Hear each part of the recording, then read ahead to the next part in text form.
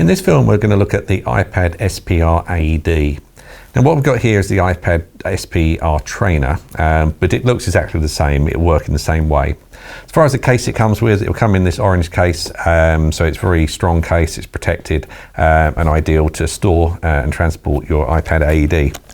Now looking at the unit itself, there's key bits and pieces with it. You've got the plug on the top here, which is what the pads connect to. It does come pre-connected, and the pads that come with it are adult and child pads. So you've got the advantage there of one set of pads. All you do to change is push this button up here, and it will switch between adult or into child settings. So it just makes it nice and simple. Unlike other AEDs where you only have adult pads and then you have to physically change to a child pad, which means you've got two sets of pads to change. With the iPad range, you just have the single set of pads and you just switch it on a button on the unit. It's easy with this one because you are physically putting a button. Some of the other earlier models, you have a little cover you lift and you slide a switch, but this one is straightforward and very, very quick to change. The whole process for doing using a defib is simple. It's numbered 1, 2 and 3, and everything about the unit follows with the voice prompts. So to start with, number 1, you turn the unit on. And you've also got testing here, so on this display here it will tell you if there's any faults with the unit, so part of your regular checks on the units to make sure everything's working okay here. Number 2, you're putting the pads on, and depending on whether you've got it set on the adult setting or on the child setting, depends which image of these will light up. Once the pads actually are on correctly, the unit will automatically go into analysing mode. So it'll be telling you then to stand clear of the patient, analysing heart rhythm. But this unit is a semi-automatic AED. So once it detects the shockable rhythm is needed, then it will say push the flashing shock button, and you do this and it will deliver the shock.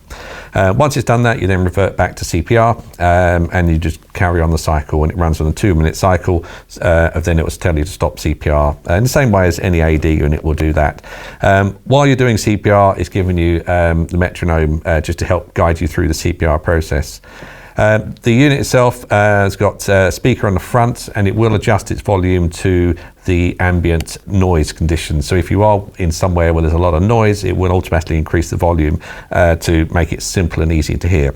Unit itself, when you're doing your main checks on the unit, you just literally make sure everything's functioning. You can turn the unit on just to make sure everything's working. When you first turn these units on, you'll find everything lights up. You see all the lights are on there, so it's quite easy to see whether there's a fault with any of the bulbs. Because what you wouldn't want to do is to be maybe a fault with the bulbs on here, so it's not displaying correctly. So part of your regular checks would just be turn it on. Check the pads. I say this is a trainer unit, so it's got used pads in it, but check the pads while you're doing that as well. Just make sure everything's all okay with them. But the pads on this unit are stored in the back, and if you need to, you can put a new battery in.